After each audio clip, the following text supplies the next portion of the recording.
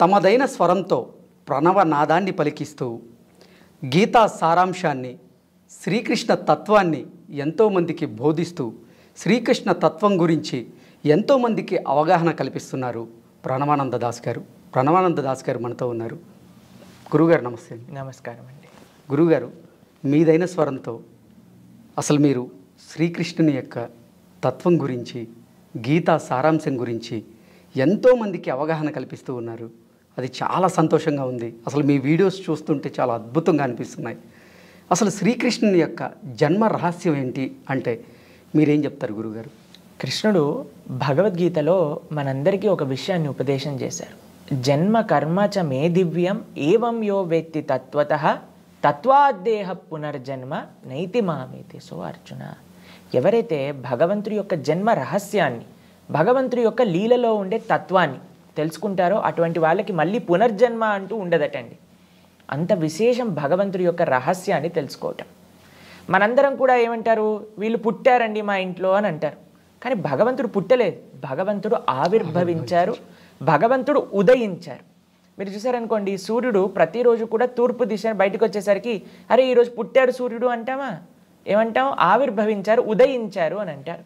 అలా కృష్ణుడు కూడా దేవకీ గర్భము నుంచి ఉదయించారు. మీకు ఒక విషయం చెప్తాను. దేవకీ గర్భం లోపలికి కృష్ణుడు ఎలా ప్రవేశించారో తెలుసా? ఫస్ట్ వసుదేవుడి యొక్క మనస్సులోకి వచ్చారు. వసుదేవుడి యొక్క మనస్సు నుంచి దేవకి యొక్క మనస్సులోకి వెళ్ళారు. దేవకి యొక్క మనస్సు నుంచి దేవకీ గర్భంలోకి వెళ్ళారనమాట. కానీ ఈ భౌతికంలో ఉండే ఒక స్త్రీ పురుష సంబంధంతో భగవంతుడు ఆ యొక్క కలయిక ద్వారా జన్మించిన వారు కాదండి, పూర్తి ఆధ్యాత్మికం. సరే, ఆయన గర్భంలో ఉన్నప్పుడు బ్రహ్మాది దేవతలందరూ కూడా వచ్చి గర్భంలోనే భగవంతుడికి స్తుతి చేయటం ప్రారంభం చేశారనమాట. అది భాగవతంలో గర్భస్తుతి అనే పేరుతో మనకి కనిపిస్తుంది. ఓకే. య బ్రహ్మ వరుణేంద్ర రుద్ర మరుత శృణ్వంతి దివ్యైస్తవై. అందరు దేవతలు కూడా గర్భంలోకి ప్రవేశించి అద్భుతమైన స్తోత్రములు భగవంతుడికి గర్భంలో ఉన్నప్పుడే ప్రార్థన చేశారనమాట. ఎందుకంటే స్వామి యొక్క అవతార రహస్యం ఏంటి అని అంటే ఈ ధర్మాన్ని కాపాడటం, దుష్టులని శిక్షించటం. యదా యదా హి ధర్మస్య గ్లానిర్భవతి భారత. కాబట్టి భూమిదేవి వెళ్ళి బ్రహ్మగారికి ప్రార్థన చేస్తుంది, అయ్యా ఈ భూమిపైన అధర్మం చాలా పెరిగిపోయింది, ఎలాగైనా సరే ఆ స్వామిని అవతరింపజేయండి అని అడుగుతుందన్నమాట. మీకు ఒక చిన్న ఉదాహరణ చెప్తాను. ఒక భార్యాభర్తలు ఇద్దరికి పెళ్ళయింది. భర్త పని చేయడానికి అమెరికాకి వెళ్ళాడు అనుకోండి. చాలా కాలంకి ఇంటికి తిరిగి రాకపోయారనుకోండి, కొద్దిగా బాధేస్తుంది. ఎప్పుడు వస్తాడు మా హస్బెండ్ అని వెయిట్ చేస్తూ ఉంటారు. అలా భూమిదేవి ఎప్పుడు వెయిట్ చేస్తూ ఉంటుందన్నమాట, స్వామి ఎప్పుడు అవతరిస్తారు తన యొక్క లోకంలో అని. ఎందుకంటే భూమిదేవి భగవంతుడి యొక్క భార్య. అయితే ఆవిడ ఎప్పుడు కూడా అనుకుంటుంది ఎప్పుడు అవతరిస్తారు ఎప్పుడు అవతరిస్తారు అని. అందుకే మరలా మరలా ఆవిడ వెళ్ళి ప్రార్థన చేయటం, భగవంతుడు ఆవిడ కోసం అవతరిస్తూ ఉండటం అనమాట ఈ ప్రపంచంలో. త్రేతాయుగంలో రాముడిగా, ద్వాపర యుగంలో కృష్ణుడిగా, అలా మరలా అవతారాలన్నీ స్వీకరిస్తూ ఆయన లీలలు చేస్తూ ఉంటారు. అయితే భూమిదేవికి చాలా కష్టం వచ్చిందనమాట. ఏంటి ఆ కష్టం అంటే అండి, మనం ఎంత పెద్ద బిల్డింగ్లు కట్టినా, ఎంత భూమి లోపలికి తవ్వినా సరే ఆవిడికి ఏం బాధ అవ్వదండి. భూమిదేవి యొక్క బాధ ఏంటి అని అంటే ఎప్పుడైతే మానవుడు ధర్మాన్ని వదిలేసి అధర్మాన్ని ఆచరిస్తారో అది ఆవిడికి బాధ. మనం ఒక 100 ఫ్లోర్లు బిల్డింగ్ కట్టినా సరే ఆవిడికి భారం అనిపించదు. కానీ అధర్మ మార్గంలో నడుస్తున్న ఒక చిన్న జీవుడైనా సరే ఆవిడికి చాలా భారం అనిపిస్తుంది అనమాట. కాబట్టి ఈ భారాన్ని తొలగించి మంచిగా అందరినీ కూడా సంరక్షించి మంచి మార్గంలో పెట్టడానికి కృష్ణుడి యొక్క అవతారం. ఈ అవతారంలో అండి మీరు ఎప్పుడైనా చిన్న పిల్లవాడు పుట్టేటప్పుడు చూసారా ఏం చేస్తారు? బయటికి రాగానే ఏడుస్తారు. ఏడవాలి, లేకపోతే సంథింగ్ ఇస్ రాంగ్ అని డాక్టర్స్ అంటారనమాట. కానీ కృష్ణుడు పుట్టినప్పుడు జలధరుదేహు నాజాను చతుర్బాహు సరసీలుజాక్షు విశాలాక్షు జారు గదా శంఖ చక్ర పద్మ విలాసు కంఠ కౌస్తువమణి కాంతి బాను కమనీయ కటిసూత్ర కంకణ కేయూర శ్రీవత్సలాంఛనాంచిత విహారు సులకుండల ప్రభాయుత కుంటలలాటు వైఢూర్యమణి గణవర కిరీటు. పట్టు పీతాంబరం కట్టుకొని 4 హస్తాలతో శంఖచక్ర గదా పద్మాలు ధరించి కౌస్తువ మణి పెట్టుకొని వైజయంతి మాల వేసుకొని అవతరించారనమాట గర్భం నుంచి. కాబట్టి ఇది సామాన్యమైన మానవ జన్మ కాదు, ఇది సాక్షాత్తుగా భగవత్ అవతారము అని అంటారు. పుట్టంగానే అమ్మ నీ పేరు ఇది, నాన్నగారు మీరు మీ పూర్వజన్మలో మీరు ఇలా ఉన్నారు, నా కోసం ప్రార్థన చేసి నన్ను శిశువుగా కోరుకున్నారు కాబట్టి నేను మీకు అవతరించా అని చెప్పారు. ఎవరేం చెప్తారా అండి మానవుడు ఇలా? కాబట్టి అది మానవుడికి భగవంతుడికి ఉండే వ్యత్యాసం అన్నమాట. వెంటనే అవతరించారు, తండ్రి గారికి చెప్పారు నన్ను తీసుకెళ్ళి బృందావనంలో వదిలిపెట్టేయండి అని. ఆయన తీసుకెళ్ళి ఆయనను బృందావనంలో వదిలిపెట్టేశారనమాట. ఇది భగవంతుడి యొక్క విలక్షణమైన అవతార రహస్యం. అసలు ఈ బృందావనానికి ఉన్నటువంటి మహత్యం ఏంటి, ఈ బృందావనానికి ఉన్నటువంటి విశిష్టత గురించి ఏం చెప్తారు? గోపికలు ఒకసారి భగవంతుడికి ప్రార్థన చేస్తూ ఒక విషయం చెప్తారనమాట. ఈ భూమికే ఒక ఆభరణం బృందావనం. భూమికి ఎందుకు మహాత్యం వచ్చిందట అంటే బృందావనం ఈ భూమిలో ఉన్నందుకు ఈ భూలోకానికే మహాత్యం వచ్చిందట. మరి బృందావనం అంత గొప్పగా అవ్వడానికి ఏంటి కారణము అని అంటే భగవంతుడి యొక్క శ్రీచరణాలు బృందావనం మొత్తంలో అలంకారమై ఉంటుందన్నమాట. యద్దేవకీసుత పదాంబుజ లబ్ధ లక్ష్మి అని అంటారనమాట. మీకు ఒక విషయం చెప్తానండి గురుగారు. బృందావనం ఎటువంటి ప్రదేశం అని అంటే, మీరు ఎప్పుడైనా ఈ లీల విన్నారా? సాక్షాత్తుగా కృష్ణుడు ఒకసారి మట్టిని తింటారనమాట. అవును, మృదభక్షణ లీల అని అంటారు. అయితే ఎందుకు కృష్ణుడు మట్టిని తింటున్నారు అని అంటే బృందావనంలో తన భక్తులు ఎప్పుడూ కూడా నిరంతరం నడుస్తూ ఉంటారు. గోపికలు, గోపాల బాలులు, ఆవులు, దూడలు అన్నీ కూడా. అయితే వాళ్ళ యొక్క చరణధూళి కృష్ణుడికి అంత శ్రేష్టంగా ఆయన స్వీకరించే యోగ్యంగా ఉంటుందట. అది బృందావనం యొక్క మహత్యం. బృందావనంలో కృష్ణుడు నడుస్తే అండి తన యొక్క అడుగులు పడతాయి కదా బృందావనంలో. ఇన్ని వేల లక్షల ఆవులున్నా సరే ఒక్క ఆవు కూడా ఆ బృందావనంలో కృష్ణుడు పెట్టిన అడుగు పైన అడుగేయదటండి. ఎవ్వరూ కూడా ఆ అడుగుల్ని చెడపరట. ఎప్పటికీ అడుగులు అలానే ఉంటాయట కృష్ణుడు ఉన్నప్పుడు బృందావనంలో. కాబట్టి అవి ఎలా ఉంటాయి అని అంటే బృందావనం వేసుకున్న ఆభరణాలుగా కృష్ణుడి యొక్క శ్రీచరణాలు దర్శనమిస్తూ ఉంటాయట. ఆ శ్రీచరణాలు ఉన్నందుకు బృందావనానికి మహాత్యం, ఆ బృందావనం అందుకు ఈ భూలోకానికే మహాత్యము అని చెప్తారనమాట. సాక్షాత్తుగా ఒకసారి బ్రహ్మ వస్తాడండి బృందావనానికి. అప్పుడు భగవంతుడికి ప్రార్థన చేస్తూ ఏమంటారో తెలుసా? ఈ బృందావనంలో మట్టిగా ఉండటం నాకు నిజమైన సాఫల్యం నా జన్మకి అని బ్రహ్మ ప్రార్థన చేస్తారు. ఉద్ధవుడు అని కృష్ణుడి యొక్క స్నేహితుడు అన్నమాట. ఆయన వచ్చినప్పుడు ఆయన అంటారు, బృందావనంలో ఒక గడ్డిగా, ఒక చిన్న లతగా మారటం నా జీవితాన్ని యొక్క అభిలాష. ఎందుకంటే బృందావనం నలు దిశల కృష్ణ ప్రేమ తత్వంతో కూడుకున్నది. అక్కడ భగవంతుడి పట్ల ప్రేమ అంతే, ఇంకా దానికి మించి బ్రజవాసులు ఏమీ ఆలోచించరు.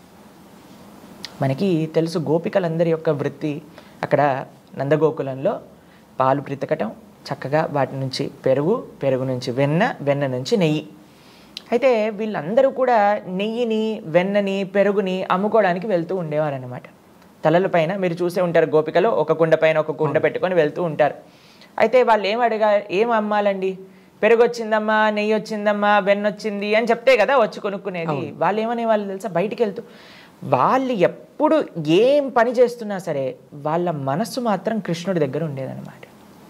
అయితే వీళ్ళందరూ బయటికి వెళ్ళి వెన్న, పెరుగు, నెయ్యి తీసుకోండి అనకుండా గోవిందుణ్ణి తీసుకోండి, మాధవుణ్ణి తీసుకోండి, శ్రీధరుణ్ణి తీసుకోండి అని కృష్ణుడి యొక్క నామాలే చెప్తూ ఉంటారనమాట. గోవింద దామోదర మాధవేతి. ఎందుకంటే మురారి పాదార్పిత చిత్త వృత్తి. వాళ్ళ యొక్క వృత్తి, వాళ్ళ యొక్క మనసు బృందావనం నుండి ప్రతి ఒక్కళ్ళండి. గోపికలు తీసుకోండి, గోపాలలు బాలు తీసుకోండి, అలానే ఆవులు, దూడలు, అందరికీ కూడా కృష్ణుడు అంటే అంత అపరిమితమైన ప్రేమ. కృష్ణుడు ఫ్లూట్ వాయిస్తుంటే బృందావనంలో మీరు చూస్తారు, పక్షులు ఎప్పుడు కూడా ఏదో ఒకటి అరుస్తూ ఉంటాయి, ఎక్కడికో ఒకరికి అటు ఇటు తిరుగుతూనే ఉంటాయన్నమాట.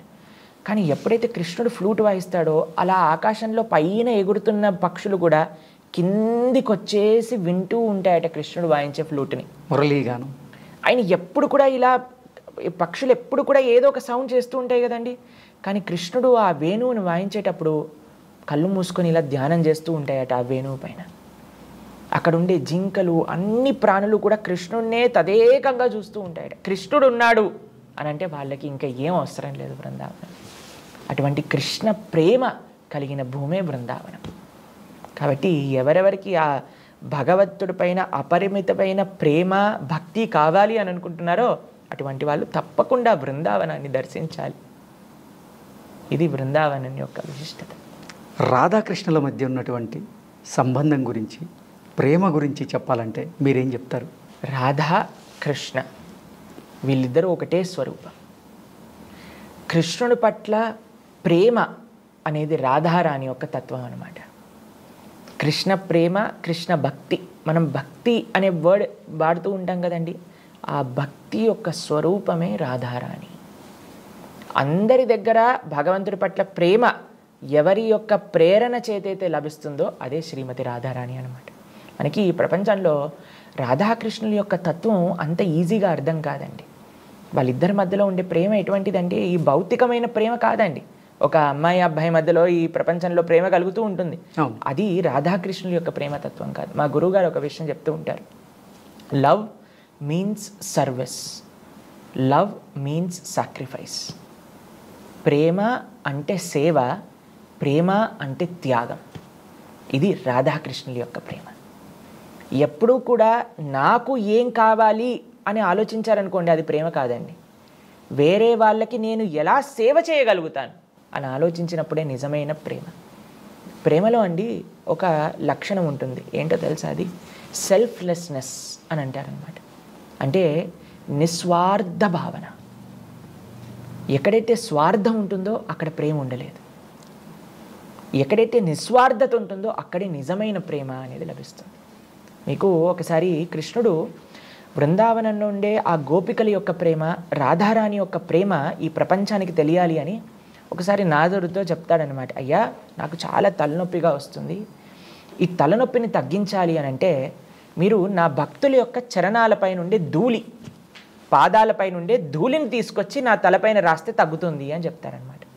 నారదుడు ఆశ్చర్యపోతాడు, ఏ భక్తుడు స్వామి కృష్ణుడి పైన మన చరణాలు పాదాలపై నుండి ధూళిస్తానంటే ఎవరు ఒప్పుకుంటారండి? అయితే నారదుడు ప్రయత్నం చేయడానికి అందరి దగ్గరికి వెళ్తూ ఉన్నాడనమాట. వీళ్ళని అడుగుతున్నారు, వాళ్ళని అడుగుతున్నారు, యోగుల్ని, ముషుల్ని, ఎంతమందినో అడుగుతున్నారు. వాళ్ళందరూ అంటారు, అయ్యా భగవంతుడి పట్ల అపతాదమైపోతుంది, మేము నరకానికి వెళ్ళాల్సి వస్తుంది ఇలా చేస్తే, కాబట్టి మేము ఎటువంటి పరిస్థితుల్లో మా చరణాల యొక్క ధూళిని ఇవ్వము అని చెప్పేశారనమాట. చిట్ట చివరికి ఆయన వెతుకుతూ వెతుకుతూ వెతుకుతూ బృందావనానికి వెళ్ళారు. బృందావనానికి వెళ్ళి ఆ గోపికలను అడిగారనమాట, అయ్యా కృష్ణుడికి తలనొప్పి వస్తుందట, మీ పాదాలపై నుండి ధూళినిస్తే ఆయన తలనొప్పి తగ్గుతుందట. గోపికలు ఏం చేశారో తెలుసా అండి? వెంటనే వాటర్లో తమ పాదాలని పెట్టేసి మట్టిలో బొర్లి మొత్తం మట్టిని సేకరించి నారదుడి చేతిలో పెట్టారు. నారదుడు అంటారు, మీరు ఏం చేస్తున్నారో తెలుసా? కొన్ని కోట్ల జన్మలు నరకానికి వెళ్ళాల్సి వస్తుంది మీరు ఇలా భగవంతుడి పైన అపరాధం చేస్తే అని అంటే, గోపికలు అంటారు, మేము శాశ్వతంగా నరకానికి వెళ్ళినా పర్వాలేదు, ఒక్క క్షణం కృష్ణుడి యొక్క తలనొప్పి పోతే మా వల్ల అని చెప్తారనమాట. కాబట్టి గోపికలకి, శ్రీమతి రాధారాణికి కృష్ణుడి పట్ల ఉన్న ప్రేమ ఎటువంటిది అని అంటే, మేము ఎలా భగవంతుడికి సేవ చేసుకోవాలి, ఆయనని ఎలా మేము సంరక్షించుకోవాలి, ఆయనకి ఎలా ఆనందాన్ని ఇవ్వాలి అనే తప్ప మాకు ఆయన దగ్గర నుంచి ఆనందం కావాలి అనే భావన కాదు. ఇది నిజమైన ప్రేమ, ఇది నిజమైన నిస్వార్థమైన ప్రేమ. మనము రాధాకృష్ణుల యొక్క ప్రేమతత్వం నుంచి మన జీవితంలో నేర్చుకోవాల్సింది ఏంటి అని అంటే, ప్రతిసారి మనం చూస్తూ ఉంటామండి, చాలామంది మాతో చెప్తూ ఉంటారు, ప్రభుజీ ఇలా ఎందుకు చేశారు వాళ్ళు, ఇలా ఎందుకు నన్ను ఈ మాటలు అన్నారు, ఇలా ఎందుకు మమ్మల్ని చూసుకోలేదు అని అంటే, మనకి ఎక్స్పెక్టేషన్, ఇలా చేయాలి, అలా చేయాలి, వేరే వాళ్ళు మనతో ఇలా ఉండాలి, అలా ఉండాలి. కానీ ప్రేమ ఎక్కడ ఉంటుందో తెలుసా అండి? ఎక్కడైతే ఎందుకు వాళ్ళు అలా బిహేవ్ చేయాల్సి వచ్చింది, అరే ఇన్ని రోజులు బాగానే ఉన్నారు కదా, ఎందుకు ఈ రోజు నన్ను ఆ మాట అన్నారు, వాళ్ళ జీవితంలో ఏం జరుగుతుంది, వాళ్ళు ఏ ప్రాబ్లమ్స్లో ఉన్నారు అని మనం ఆలోచిస్తామండి. ఎంతవరకైనా సరే మమ్మల్ని ఎందుకు ఇలా అన్నారు అనే పట్టుదలతో మనం ఉంటాం. కానీ ప్రేమ అనేది నిస్వార్థమైన భావన. గోపికలకి, రాధారానికి కృష్ణుడి పట్ల ఉన్న ప్రేమ నిర్మలమైనది, ఎంతో ఆధ్యాత్మికమైనది, భౌతికమైన ప్రేమ కాదనమాట. అతయేవ ప్రేమ కామ బహూత అంతర. ఈ కామానికి అంటే ఇన్ఫాక్చుయేషన్ అని అంటాం కదండి ఈ ప్రపంచంలో, దానికి ఇంకా ప్రేమకి బహూత అంతర అంటే చాలా అంతరం ఉందట. కామ తమో అంధకార్. ఈ ఇన్ఫాక్చుయేషన్ అనేది డార్క్నెస్, రాత్రిపూట ఉండే ఆ చీకటి ఉంటుంది కదండి, దాంతో సమానంగా పోల్చారు. అదే నిర్మలమైన ప్రేమ ఎటువంటిది అని అంటే, సూర్య నిర్మల భాస్కర. నిర్మలమైన సూర్యుడు వచ్చినప్పుడు ఎంత వెలుగు, ఎంత కాంతి ఉంటుందో, ప్రేమ వచ్చినప్పుడు కూడా అంత వెలుగు, అంత కాంతి ఉంటుంది. కానీ ఈ ప్రపంచంలో మనం కొన్నిసార్లు ప్రేమ చూస్తామండి, మీరు టీవీలలో చూస్తూ ఉంటారు, ఒకళ్ళు ప్రేమించలేదు, ఒప్పుకోలేదు అని యాసిడ్ పోసేయటం లేదా చంపేయటం మనం ఢిల్లీలో చూసాం. అవును, ఇది ప్రేమ అంటారా అండి? కాబట్టి ప్రేమ అంటే ఎదుటి వాడి దగ్గర నుంచి నాకేం వస్తుంది అని ఆలోచించటం కాదు, నేను ఎదుటి వారికి ఎలా సేవ చేయగలుగుతాను అని ఆలోచించటమే ప్రేమ. దానికి మూలము రాధాకృష్ణులు. కాబట్టి నిజమైన ప్రేమ ఈ ప్రపంచంలో ఒక జీవుడికి భగవంతుడికి మాత్రమే సంబంధం అవుతుంది అని చెప్తారనమాట మన శాస్త్రంలో. శ్రీకృష్ణ భగవానునికి 16,000 మంది రాణులు ఉన్నారు అంటారు. దాని గురించి మీరేం చెప్తారు? శ్రీకృష్ణుడికి 16,108 మంది భార్యలు. అయితే దీని విషయం గురించి కొన్ని ప్రస్తావన చేస్తాను. 8 మంది భార్యలు కృష్ణుడికి ముందే ఉన్నారు, స్వామి వివాహం చేసుకున్నారనమాట. ఒక అసురుడు ఉన్నారు, నరకాసురుడు ఆయన పేరు అనమాట. ఆయన ఏం చేశారు అనంటే 16,100 మంది రాకుమారులను తన యొక్క రాజ్యంలో బందీలుగా పెట్టుకున్నారనమాట. అయితే కృష్ణుడు ఎప్పుడైతే ఈ దుష్టుడైన నరకాసుడిని సంహరించారో ఆయన భవనంలోకి ప్రవేశించగానే ఈ 16,100 మంది కూడా రాణులందరూ కూడా వచ్చి భగవంతుడికి ప్రార్థన చేస్తారు. అయ్యా, ఈ దుష్టుడు తీసుకొచ్చి తన భవనంలో మమ్మల్ని ఇన్ని రోజులు పెట్టుకున్నారు, ఇంకా మమ్మల్ని బయటికి వెళ్తే ఎవరు వివాహం చేసుకోరు. కానీ వాళ్ళు ఎప్పుడైతే కృష్ణుని చూశారనుకోండి, అందరికీ కూడా ఆ భక్తి భావన చేత మీరే మాకు పతి అవ్వాలి అని ప్రార్థన చేశారనమాట కృష్ణుడిని. అయితే భగవంతుడండి ఎంతమంది యొక్క కోరికలైనా తీర్చేయగలిగే శక్తి ఉన్నారు ఆయనకి. ఇప్పుడు చూడండి, వెంకటేశ్వర స్వామి దగ్గరికి ప్రతి నిత్యం ఎన్ని వేల మంది భక్తులు వెళ్తున్నారండి. అందరినీ కూడా ఆయన కృప చేస్తున్నారు, అందరినీ కటాక్షిస్తున్నారు కదా. అది ఈ స్వామి యొక్క సామర్థ్యం. ఎందుకంటే ఆయన సాక్షాత్తుగా భగవంతుడు కాబట్టి. సరే, అందరూ కూడా ప్రార్థన చేశారు, కృష్ణ మాకు నువ్వు కావాలి. అందరినీ వివాహం చేసేసుకున్నారు. అందరినీ వివాహం చేసేసుకున్నాక ఈ ప్రపంచంలో అండి చాలామంది చెప్తారు, ప్రభుజీ మాకు మీ ఆశ్రమానికి వచ్చేయాలని ఉంది ప్రభుజీ అని. అంటే వెంటనే మీకు పెళ్ళయిందా అండి అని అడుగుతాం. అయిందండి, అందుకే ఈ కోరికలన్నీ వస్తున్నాయి అని చెప్తానమాట నేను. ఎందుకనంటే అండి, ఒక గృహస్థాశ్రమాన్ని, ఒక కుటుంబాన్ని మనం జాగ్రత్తగా చూసుకోవాలి అని అంటే అది చాలా కష్టమైన విషయం అండి. బాధ్యత అనేది అంత ఈజీ కాదు. బాధ్యత తీసుకున్నప్పుడు దాన్ని సక్రమంగా నిర్వర్తించాలి కూడా.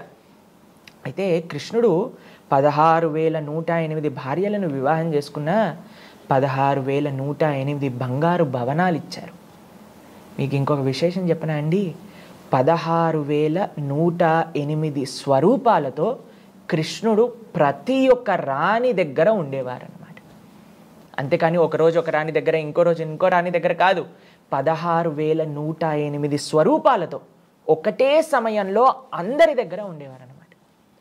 నారదుడు ఒకసారి ద్వారకకు వచ్చి అసలు కృష్ణుడు ఏం చేస్తున్నాడు అని చూసేసరికి ఒక భవనంలో రుక్మిణితో మాట్లాడుతున్నారు, ఇంకో భవనంతో సత్యభామతో చెస్ ఆడుతున్నారు, ఇంకో భవనంలో సంధ్యావందనం చేస్తున్నారు, ఇంకో భవనంలో పేదవాళ్ళకి దానం ఇస్తున్నారు, ఇంకో భవనంలో ఉద్ధవుడితో మాట్లాడుతున్నారు, ఇంకో భవనంలో బ్రాహ్మణులకి చక్కగా సేవ చేస్తూ ఉన్నారు, ఇంకో భవనంలో చూసేసరికి బ్రహ్మాండంగా ఆరాధన చేసుకుంటూ ఉన్నారు, ఇంకో భవనంలో ధ్యానం చేస్తూ ఉన్నారు. 16,108 భవనాలలో ఒకటే ఒకసారి స్వామి ఉండగలుగుతారు. అలా ఈ ప్రపంచంలో ఎవరైనా ఉండగలుగుతారా అండి? నేను మీతో షూటింగ్ చేస్తూ పై స్టూడియోలో షూటింగ్ చేస్తూ కింద స్టూడియోలో షూటింగ్ చేస్తూ ఒకసారి చేయగలుగుతామా? సాధ్యం కాని పని. అది జీవుడు, అది భగవంతుడు అన్నమాట. కాబట్టి భగవంతుని ప్రశ్నిస్తారు చాలామంది, ఎందుకు కృష్ణుడు ఇంతమంది వివాహాలు చేసుకున్నారు? ఎందుకంటే ఆయనకు ఆ సామర్థ్యం, ఆయనకు ఆ శక్తి, ఆయనకు ఆ తత్వం ఉంది కాబట్టి. కృష్ణుడిని అందరూ కూడా ఏమంటారో తెలుసా అండి, 16,108 వివాహాలు చేసుకున్నారు, ఎంత అన్యాయం ఇది అని అంటారు.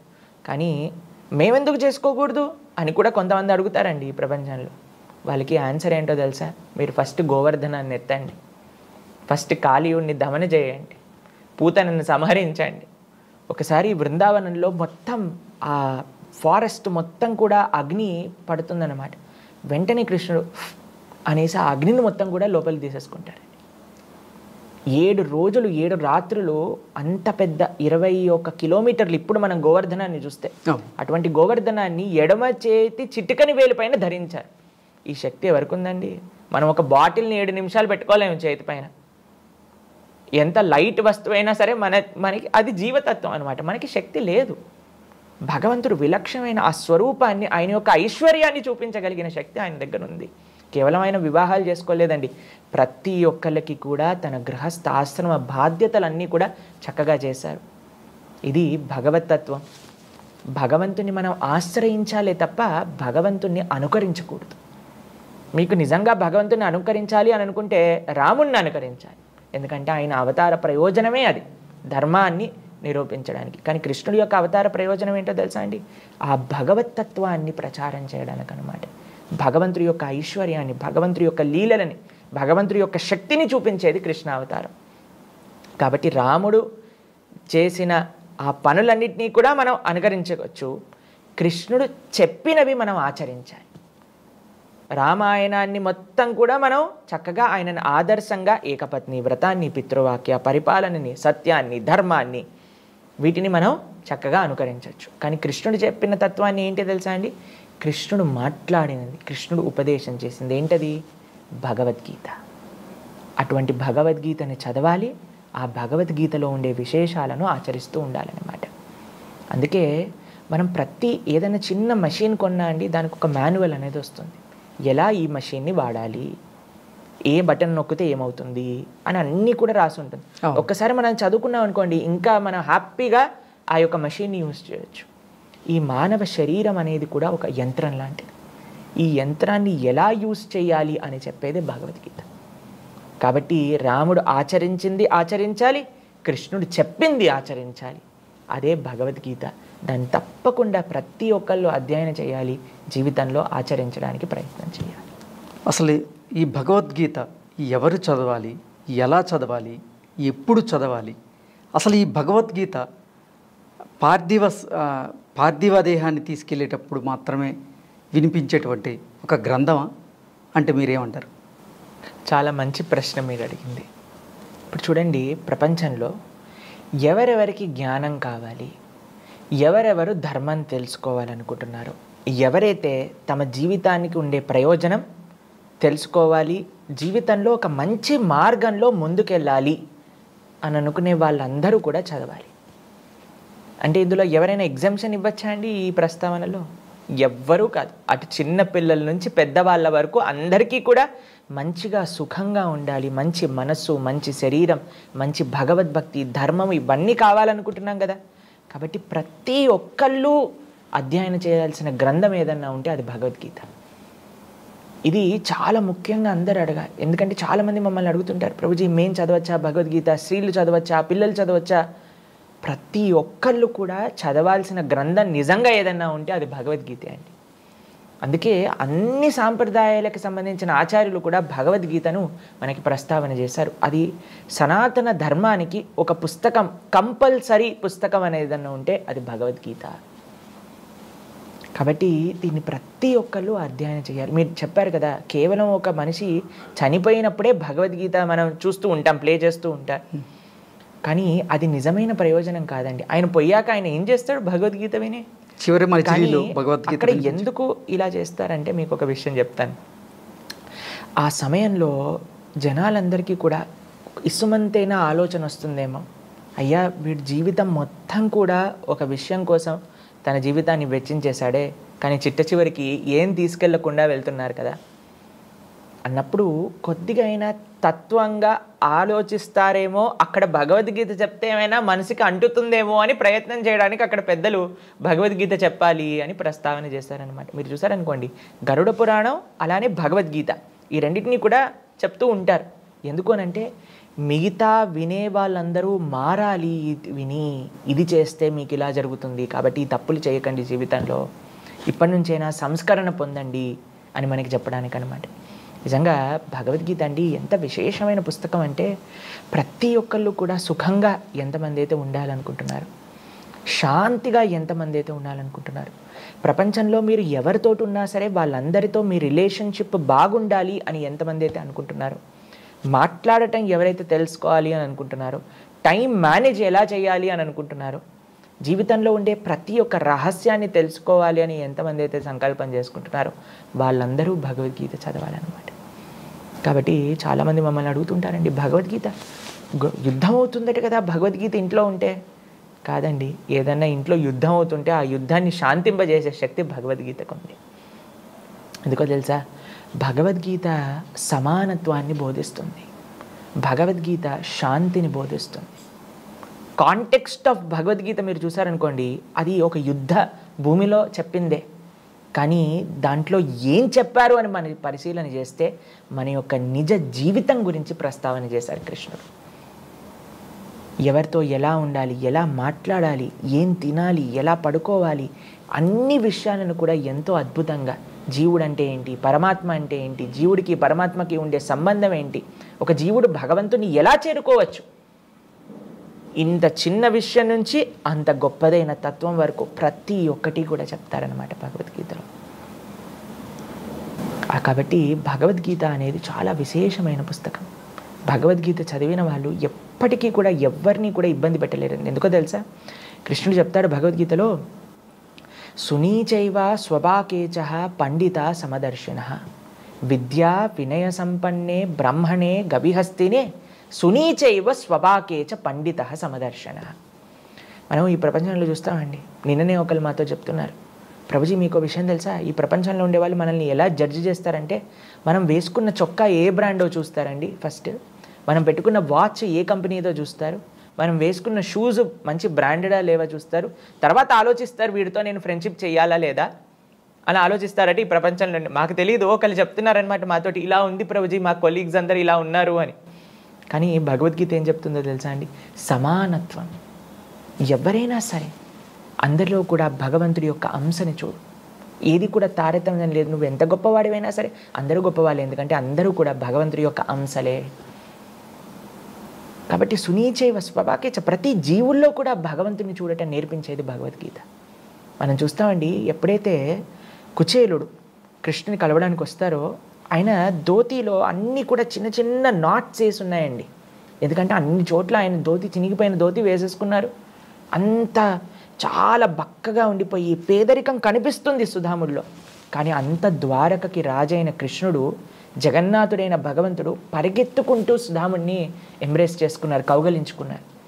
ఎందుకనంటే కృష్ణుడు ఎప్పుడు కూడా నువ్వేంటి అనే విషయాన్ని చూడరండి. అలా చూసే స్వభావం భగవంతుడిది కాదు, ఈ ప్రపంచంలో ఉండే జనాలకు ఉంటుంది. ఎందుకు అనంటే వాళ్ళు భగవద్గీత, మన శాస్త్రం ఏం చెప్తుందో అధ్యయనం చేయలేదు. శాస్త్రం సమానత్వాన్ని బోధిస్తుంది. శాస్త్రం వసుదైవ కుటుంబకం, అందరం కూడా ఒక తండ్రికి చెందిన వాళ్ళం అని చెప్పేదే భగవద్గీత. ఆ స్వామి, ఆ తండ్రి గురించి చెప్పేదే భగవద్గీత. కాబట్టి ఈ ప్రపంచంలో ఉన్న అన్ని ప్రాబ్లమ్స్కి సొల్యూషన్ ఏదైనా ఒక పుస్తకం అందిస్తుంది అని అంటే అది శ్రీమద్ భగవద్గీత. భగవద్గీత నుంచి మనిషి గ్రహించాల్సినటువంటి ప్రధానమైనటువంటి అంశాలు ఏంటి అంటే మీరేం చెప్తారు గురుగారు? మనకి భగవద్గీత అందరు ఆచార్యులు కూడా సనాతన ధర్మానికి ఒక బేసిక్ అండ్ మోస్ట్ ఇంపార్టెంట్ పుస్తకంగా మనకు అందించారనమాట. అయితే ఈ భగవద్గీత ఏం చెప్తుంది అని అంటే ప్రధానంగా 5 అంశముల గురించి భగవద్గీత మాట్లాడుతుంది. ఏంటి 5 అంశములు అని అంటే ఈశ్వర. ఈశ్వరుడు అంటే, భగవంతుడు అంటే ఎవరు? మొట్టమొదటి విషయం. జీవ, మనం జీవుడు అంటే ఎవరు? జీవుడికి ఉండాల్సిన కర్తవ్యం ఏంటి? కొన్నిసార్లు మమ్మల్ని చాలాసార్లు అడుగుతారు, ఏంటో తెలుసా అండి, ప్రభుజీ మనం ఎందుకు పుట్టాం ప్రభుజీ, ఈ ప్రపంచం అంటే ఏంటి, భగవంతుడు అంటే ఏంటి, భగవంతుడిని ఎలా చేరుకోవాలి? చాలామంది ఆధ్యాత్మికంగా ఆలోచించే వాళ్ళందరికీ కూడా వచ్చే బేసిక్ ప్రశ్నలు ఇవే. మనం ఎందుకు పుట్టాం, ఏం చేయాలి, భగవంతుడు ఎవరు, ఎలా ఆశ్రయించాలి, ఇవే భగవద్గీత ఆన్సర్ చేసే ప్రశ్నలు అనమాట. ఈశ్వరుడు అంటే ఎవరు, జీవుడు అంటే ఏంటి, ప్రకృతి అంటే ఏంటి, మనం చూస్తున్నాం కదా మన చుట్టూ ఉండే ఈ ప్రకృతి అంటే ఏంటి, దాని తర్వాత కాలం, టైం అంటే ఏంటి, దాని తర్వాత చిట్ట చివరి అంశం భగవద్గీత దేనైతే ప్రస్తావన చేస్తుందో అది కర్మ. ఓకే, కర్మ గురించి, కాలం గురించి, ప్రకృతి గురించి, ఈశ్వరుడు గురించి, జీవుడు గురించి, ఇవన్నీ కూడా మనం భగవద్గీతలో మనం పొందవచ్చు.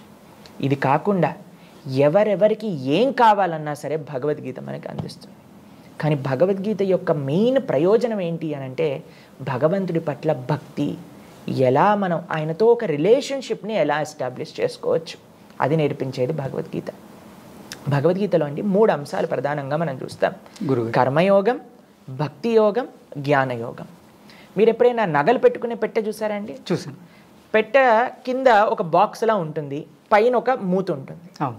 ఈ కింద ఉండే ఆ బాక్స్కి ఉండే ఆ పెట్టె ఉంటారు కదా, అది భగవద్గీతలో ఉండే కర్మయోగంతో పోల్చారు.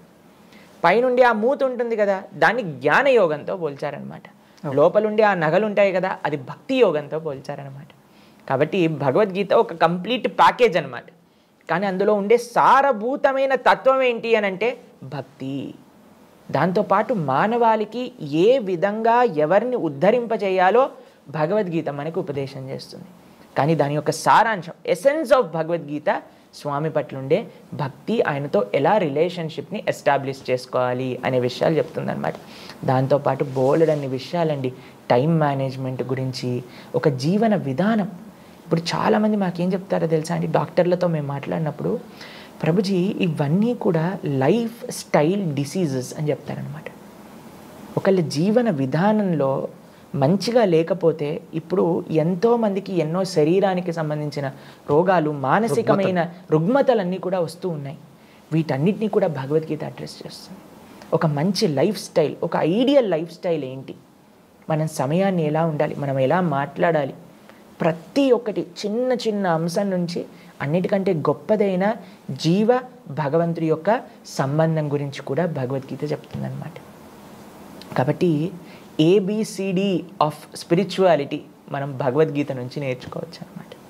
కాబట్టి అందరికీ మేము చెప్పేది ఒకటే విషయం, మనస్ఫూర్తిగా భగవద్గీతను అధ్యయనం చేసి భగవద్గీతలో ఉండే విషయాలను ఓపెన్ హార్ట్తో మనం యాక్సెప్ట్ చేసి మన జీవితంలో వాటిని ఇన్కల్కేట్ చేసుకోవటం ప్రారంభం చేసామనుకోండి, ఎంతో పెద్ద మార్పు మన జీవితంలో మనం చూస్తాం.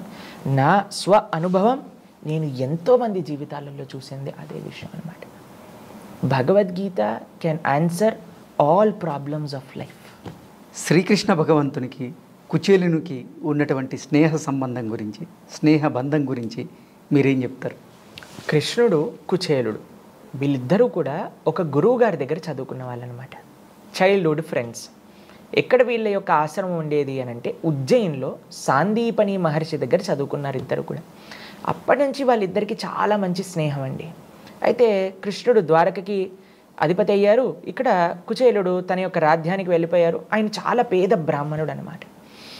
ఎంత బక్కగా అయిపోయారు ఆయన పేదరికం వల్ల అనంటే, ఆయనను చూసి వాళ్ళ భార్య అనుకుంది, అయ్యా నీకు కృష్ణుడు అనే స్నేహితుడు ఉన్నాడు, ఆయన అంత గొప్ప పరివారంలో ఉన్నారు, నువ్వు వెళ్ళినప్పుడు ఆయన తప్పకుండా నీకు సహాయం చేస్తారు, దాంట్లో నువ్వు ఇంకొక క్వశ్చన్ నీకు రావాల్సిన అవసరం లేదు, కాబట్టి నీ కోసమైనా వెళ్ళి అడుగు నువ్వు కృష్ణుడిని అని కుచేలుడి యొక్క భార్య కుచేలుడికి చెప్పిందనమాట.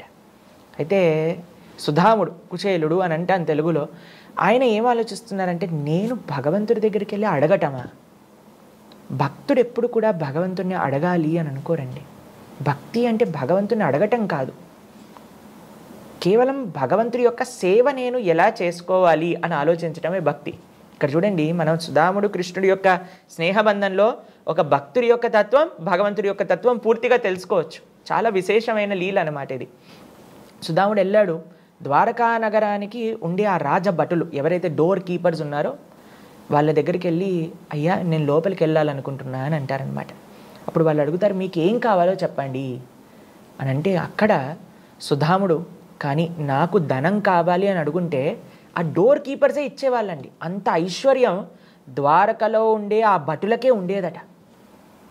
కానీ కుచేలుడు ఏమన్నాడో తెలుసా, నాకు డబ్బులు కాదు, ఆయన ఎప్పుడు కూడా అడగలేదండి, నాకు కృష్ణ దర్శనం కావాలి, నా స్నేహితుడిని నేను కలవాలి అని అన్నారు. వీళ్ళు వెళ్ళి కృష్ణుడికి చెప్పారు, అయ్యా నీ స్నేహితుడట ఎవరో కుచేలుడు వచ్చాడు అనగానే రుక్మిణీదేవి యొక్క భవనంలో ఉండే కృష్ణుడు పరిగెత్తుకుంటూ వచ్చేసి ఆ సుధాముడిని కౌగిలించేసుకుంటారండి. ఎంత ఆనంద బాష్పాలు ఇద్దరికీ కూడా, అటు కృష్ణుడికి ఇటు కుచేలుడికి. కానీ చూడలేదంటే, నువ్వేం బట్టలు వేసుకున్నావు, నువ్వు ఎలా ఉన్నావు, నువ్వు పేదరికంలో ఉన్నావా, నువ్వు అడివి. కృష్ణుడు ఎప్పుడూ చూడటం, కృష్ణుడికి ఎప్పుడూ కూడా ఇవి తారతమ్యం అనేది కృష్ణుడిలో మనస్తత్వం కాదండి. ఎవరినైనా సరే ఆయన రక్షించగలుగుతారు, ఎవరినైనా సరే ఆయన కృప చూపించగలుగుతారు. వెంటనే కౌగిలించేసుకొని తీసుకొచ్చేసి తన యొక్క భవనంలో తాను కూర్చునే సింహాసనం పైన కూర్చోబెట్టేసి స్వయంగా తన పాదాలను ప్రక్షాళన చేశారనమాట కృష్ణుడు. పక్కన రుక్మిణీదేవి, సాక్షాత్తుగా లక్ష్మి, రాఘవత్వేద్ భవేత్ సీత రుక్మిణి కృష్ణ జన్మని అని అంటారనమాట. లక్ష్మీదేవి చామరం చేస్తూ ఉందన్నమాట సుధాముడికి పక్కన. అయితే వాళ్ళిద్దరూ కూడా ఒకరి పక్కన ఒకరు కూర్చొని మాట్లాడుకుంటూ ఉన్నారు. చిన్నప్పుడు మనం ఇలా చేసాం, గురువుగారి ఆశ్రమంలో ఇవి చదువుకున్నా, ఒకసారి మనం అరణ్యానికి వెళ్ళినప్పుడు ఒక పెద్ద తుఫాన్ వచ్చింది, అప్పుడు కూడా మనం ఇద్దరు చేతులు వదిలేకుండా ఇద్దరం అలానే పట్టుకొని గురువుగారి సేవ చేస్తామని అన్నీ కూడా మాట్లాడుకుంటూ ఉన్నారనమాట. అప్పుడు కృష్ణుడు అంటాడు, ధామ కుచేల, నాకు తెలుసు నువ్వు నా దగ్గరికి వచ్చేటప్పుడు ఒంటరి చేతులతో రావని, ఏం తెచ్చావు చూపి అని అంటే ఈయనకు సిగ్గనమాట. ఈయన అంత పేదరికంలో ఉండి అండి కృష్ణుడి దగ్గరికి వెళ్తున్నప్పుడు నేను ఏదన్నా తీసుకెళ్ళాలి అని మొత్తం ఇల్లు ఎత్తుకుతే ఆయనకు దొరికింది అటుకులు, ఎండిపోయిన అటుకులు. వాటిని తీసుకొని 4 గుప్పెడ్లు చేతిలో పెట్టుకొని ఒక చిన్న మూటలో కట్టుకొని ఆయన ధోతిలో పెట్టుకొని వెళ్ళాడనమాట ద్వారకకి. అయితే కృష్ణుడు అడుగుతున్నాడు, ఏంటి ఎక్కడుంది, ఏదో తెచ్చావు చూపించు చూపించు అనేసరికి ఆయన దాచిపెట్టుకుంది కూడా కృష్ణుడు తీసేసుకొని ఒక్కొక్క అడుగు పిడికిలు తింటూ ఉంటే కృష్ణుడు అంటాడండి, ఈ ప్రపంచంలో ఇప్పటి వరకు ఇంత మంచి నైవేద్యాన్ని నేను ఇప్పటి వరకు స్వీకరించలేదు అని చెప్తాడండి. ఇది కృష్ణుడికి ఉండే ప్రేమ. ఈ ప్రపంచంలో మనం ఎంత కష్టపడ్డా సరే, ఇప్పుడు చూడండి ఒక తల్లి 10 ఐటమ్స్ చేసింది అనుకోండి పిల్లల కోసం అని, తన భర్త కోసం అని, ఒక దాంట్లో ఉప్పు తక్కువ ఉండేసరికి ఏమంటారు, ఇందులో ఉప్పు తక్కువ ఉంది అని అంటారు. కానీ ఇన్ని చేశారు అని మనం ఫస్ట్ కీర్తిస్తామా, ఫస్ట్ అప్రిషియేట్ చేస్తామా? లేదు. కానీ కృష్ణుడు ఏంటి తెలుసా అండి, ఆయన అప్రిషియేట్ చేయటం, ప్రేమనివ్వటం. పత్రం పుష్పం ఫలం తోయం యోమే భక్తా ప్రయశ్చతి. భక్తితో భగవంతుడికి ఏమి సమర్పణ చేసినా సరే అంత ప్రేమగా, అంత చూసారా మీరు కృష్ణుడి యొక్క ఫోటో మీరు సుధాముడితో చూసారనుకోండి, అలా ఆనంద పుష్పాలు కారుతూ ఉంటాయన్నమాట కృష్ణుడికి. ఏం తెచ్చాడండి, ఎండిపోయిన అటుకులు. ఆయనకి లేవా అండి ద్వారకలో ఎంత ఐశ్వర్యం ఉంది, అయినా సరే ఆయనకు కావాల్సింది ఏంటో తెలుసా, మన యొక్క ప్రేమ, భక్తి. ఈ భావన స్వామికి ప్రధానం. అయితే అలా అలా ఒక్కొక్క గొప్పడి తినేస్తూ ఉన్నారు. రుక్మిణీదేవి వచ్చి చేయబట్టేసుకుంటుంది అనమాట. కృష్ణ ఏం చేస్తున్నావు నువ్వు, ఎండిపోయిన అటుకులు తింటే నీ కడుపు నొప్పి వచ్చేస్తుంది అంటే రుక్మిణీదేవి ఆపేస్తుంది అనమాట కృష్ణుని తినకుండా. కానీ ఇప్పుడు చూడండి, సుధాముడు ఒక్క కోరిక కూడా, ఆ రోజు రాత్రంతా ద్వారకలో ఉంటారు, ప్రొద్దునపూట వెళ్ళిపోతారు. కానీ కృష్ణుడిని ఒక్క విషయం కూడా అడగరు ఆయన. నాకు డబ్బులు ఇవ్వని కానీ, సహాయం చేయని కానీ, నేను ఈ కష్టాల్లో ఉన్నా కానీ అని చెప్పలేదు ఆయన. ఒక భగవంతుడి దగ్గరికి వెళ్ళి భక్తుడు చెప్పాల్సిన అవసరం లేదండి, భగవంతుడిని అడగాల్సిన అవసరం లేదు. ఇప్పుడు ఒక చిన్న పిల్లవాడు ఉన్నాడండి, ఒళ్ళో పడుకున్న పిల్లవాడు ఉన్నాడు. చలికాలం వస్తుందనుకోండి, అమ్మకి చెప్తాడు, అమ్మ నాకు స్వెటర్ ఇయ్యి అంటాడా? వాడు ఏమన్నాడు, ఇలా చూస్తూ ఉంటాడు. అమ్మకి తెలియదా అండి ఏం చేయాలో, నాన్నకి తెలియదా అండి ఏం చేయాలో? కాబట్టి రాధాకృష్ణులు మన తల్లిదండ్రులు, సీతారాములు, లక్ష్మీనారాయణులు వాళ్ళందరూ కూడా మన తల్లిదండ్రులు. కాబట్టి వాళ్ళ దగ్గరికి వెళ్ళి ప్రొద్దున నుంచి రాత్రి దాకా నాదికి అది కావాలి, ఆ కష్టంలో ఉన్న ఇది కావాలి, ఈ కష్టంలో ఉన్న చెప్పాల్సిన అవసరం లేదు. భక్తుడు ఎప్పుడు భగవంతుడిని అడగరు, భగవంతుడు ఎప్పుడు భక్తులకి అన్యాయం చేయరు. ఈయన ఇలా వచ్చి ద్వారక నుంచి వెళ్ళిపోయాడా, వెళ్ళేసరికి వాళ్ళ ఏరియాలో వాళ్ళ ఇల్లే కనిపించలేదన్నమాట సుధాముడికి. ఏంటబ్బా ఎక్కడుంది అని చూసేసరికి పెద్ద భవనము, అందరూ భటులు, సేవకులు, వాళ్ళ భార్య అంత దగద్ధమాయంగా వెగిలిపోతూ ఆయన దగ్గరికి వచ్చేసింది. చూసేసరికి అయ్యా ఏంటిది, ఏంటి ఐశ్వర్యం అని అంటే కృష్ణుడి దయ. కాబట్టి ఈ లీలలో మీరు చూసారనుకోండి, కుచేలు యొక్క భార్య కుచేలుడిని పంపించినప్పుడు తన కోసం తాను ఆలోచించలేదు. నేనేదో డబ్బులతో ఉండాలి, నేనేదో ఆ సుఖాలు అనుభవించాలి అని ఆవిడ చెప్పలేదు, తన భర్త బాగుండాలి అని పంపించింది. సుధాముడు ద్వారకకి వెళ్ళినప్పుడు నాకేదో కావాలి అని వెళ్ళలేదు, నేను కృష్ణుడి యొక్క సేవ చేసుకోవాలి అని వెళ్ళాడు. కృష్ణుడు నాకు సుధాముడి దగ్గర నుంచి ఏమి కావాలి అని ఆలోచించలేదు. రుక్మిణీదేవి కృష్ణుడిని ఆపినప్పుడు కృష్ణుడికి ఏం అవ్వకూడదు అని ఆపింది. కాబట్టి ప్రతి అడుగులో కూడా నిస్వార్థమైన ప్రేమని మనం ఈ యొక్క సంబంధంలో చూస్తాం. అందుకే మేము ప్రపంచంలో అందరికీ కూడా ఒక కృష్ణ తత్వాన్ని ఇచ్చే సందేశం ఏంటో తెలుసా అండి, ప్రేమ, నిస్వార్థమైన భావన. ఇది కానీ మనం భగవంతుడి గురించి నేర్చుకుంటే ఇంకా అసలు ఎంత ఈ సమాజంలో ఎక్కడైనా సరే ఒకళ్ళకి అన్యాయం జరగటం కానీ, ఒకళ్ళని మనం ఇబ్బంది పెట్టడం కానీ, ఒకళ్ళు మనల్ని ఇబ్బంది పెట్టడం కానీ అవ్వదండి. అందుకే మనందరికీ కూడా ఒక వెలుగు, ఒక డైరెక్షన్ చూపించేది ఏంటి అని అంటే కృష్ణతత్వం, కృష్ణుడు చెప్పిన అద్భుతమైన గీతాతత్వం. కురుక్షేత్ర యుద్ధంలో శ్రీకృష్ణ భగవానుడు అసలు యుద్ధం చేయకుండా ఉండడానికి కారణం ఏంటి? కృష్ణుడండి నాట్ క్రెడిట్ స్టీలింగ్ లాట్. ఈ ప్రపంచంలో మీకు ఎక్స్ప్లెయిన్ చేస్తాను. ప్రపంచంలో నైజం ఏంటో తెలుసా అండి, అరే ఎంత గొప్ప పని చేసావురా అనగానే నేనే చేసింది అని కాలర్ పైకి ఎత్తుకుంటా. ఇది ఎలా, ఈ తప్పు ఎవరు చేశారు అనగానే నేను కాదు, వీళ్ళు చేశారు. ఏదైనా గొప్పది ఉందనుకోండి, నేనే చేశాను, మనం చేసినా చేయకపోయినా నేనే చేశాను అని చెప్పుకుంటాం. క్రెడిట్ మనకు కావాలన్నమాట. ఎంతమంది మనకి దోహదపడ్డారు అనే విషయాన్ని, క్రెడిట్ వచ్చే విషయంలో మర్చిపోతాం. నేనే చేశానండి, నా ఇన్స్పిరేషనే అండి, నాదే అండి అని చెప్తారు. కానీ ఎప్పుడైనా ఏదన్నా తప్పు జరిగిందనుకోండి, నేను కాదు, నేను మంచివాడిని, వాడు తప్పు చేశాడు, మీరు వాళ్ళని అడగండి. కానీ కృష్ణుడు కంప్లీట్ ఆపోజిట్ అండి. ఎంత గొప్ప పని చేసినా సరే ఆయన తన క్రెడిట్ని తన భక్తులకు ఇచ్చేస్తూ ఉంటారు. ఇంత గోవర్ధనాన్ని 7 రోజులు 7 రాత్రులు కృష్ణుడు ఎత్తాడు కదండి. తర్వాత అందరు కూడా తన స్నేహితులు వచ్చేసి, కృష్ణ ఎలా ఎత్తావరా నువ్వు గోవర్ధనం అని అంటే, నాకు చిన్నప్పటి నుంచి మా అమ్మ వెన్న పెట్టి పెంచింది, కాబట్టి మా అమ్మ వెన్న తినటం వల్ల నాకు శక్తి వచ్చింది. తర్వాత మీరందరూ ఆ చిన్న చిన్న లాఠీలు పట్టుకున్నారు కదా గోవర్ధనాన్ని, అందుకే నాకు గోవర్ధన్ యొక్క వెయిట్ తెలియలేదు. అన్నిటికంటే ముఖ్యం, రాధారాణి నా పైన కృప చూపించింది, నా కోసం ప్రార్థన చేసింది, రాధా ప్రార్థన చేయటం వల్ల నేను గోవర్ధనాన్ని ఎత్తాను అని చెప్తాడనమాట కృష్ణుడు. చెప్పచ్చు కదండి, నా శక్తి ఇది, నా ఐశ్వర్యం ఇది, నేను ఇలా ఎత్తాను, నాకు ఇంత కానీ కాదండి. కృష్ణుడు ఇంత కురుక్షేత్ర యుద్ధాన్ని కూడా ఒక చిన్న సుదర్శన చక్రాన్ని ప్రయోగించేసి అందరి కౌరవులని సంహరించే శక్తి కృష్ణుడి దగ్గర ఉంది. కానీ కృష్ణుడు ఏం చేశాడు? ఒక రథసారథ్యం చేశాడు. భగవంతుడి యొక్క అన్ని ఐశ్వర్యములలో ఐశ్వర్యస్య, సమగ్రస్య, వీర్యస్య, యశశ, శ్రియ, అందులో ఒకటి వైరాగ్యం కూడా. అంత ద్వారక, అంత నగరం, అంతమంది భక్తులు, అంత యశస్సు, అంత ఐశ్వర్యం ఉన్న స్వామికి ఏ పొజిషన్ తీసుకున్నారండి కురుక్షేత్రంలో? ఒక చారియట్ డ్రైవర్, ఒక రథ సారథిగా కృష్ణుడు కూర్చున్నాడు. అర్జునుడి యొక్క పాదాల దగ్గర కూర్చున్నాడు. ఎందుకంటే మొత్తం కురుక్షేత్ర యుద్ధం ద్వారా ఆయన చూపించాలనుకుంటుంది ఏంటో తెలుసా? నేను నా భక్తులకి సేవ చేయటంలో వెనుకాడను. ఎందుకంటే ఒక యుద్ధం జరుగుతుంది, ఒక ఫైటింగ్ సీన్ అంటే మనకి సినిమాలలో కూడా చాలా థ్రిల్లింగ్గా ఉంటుంది అన్నమాట. ధర్మానికి అధర్మానికి మధ్య జరుగుతుంది. అయితే మొత్తం ఆ భారతంలోనే అన్నిటికంటే థ్రిల్లింగ్ సీన్ ఏంటి అని అంటే ఆ యుద్ధం సీన్.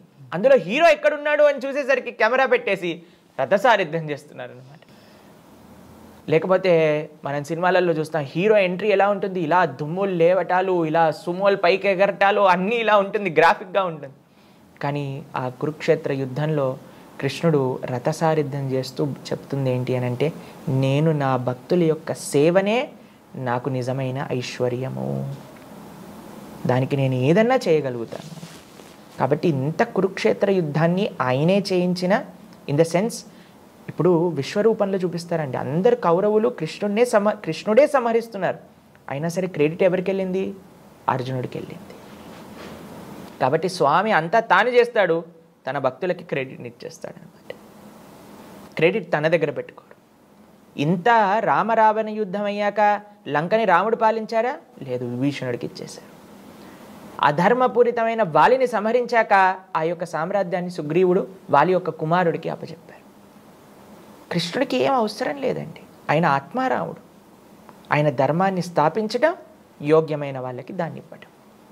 కాబట్టి ఇంత కురుక్షేత్ర యుద్ధాన్ని తానే జయించిన, తన యొక్క శక్తి ద్వారానే నడిపించిన, కానీ క్రెడిట్ మాత్రం అర్జునుడికి ఇచ్చేశారు. అర్జునుడు ఇంత పెద్ద వీరుడు, భీముడు, పరాక్రమం కలిగిన వాడు, యుధిష్ఠిరుడు, ధర్మ, ఇది ఆయన యొక్క తత్వం అన్నమాట. కాబట్టి ఆయనకి ఏ గొప్పతనాన్ని కూడా ఆయన ఎక్స్పెక్ట్ చేయరు, తన భక్తులకి కీర్తి ఇచ్చటంలోనే ఆయన ఆనందం ఉందన్నమాట. ఓకే గురువు గారు, ధన్యవాదాలు.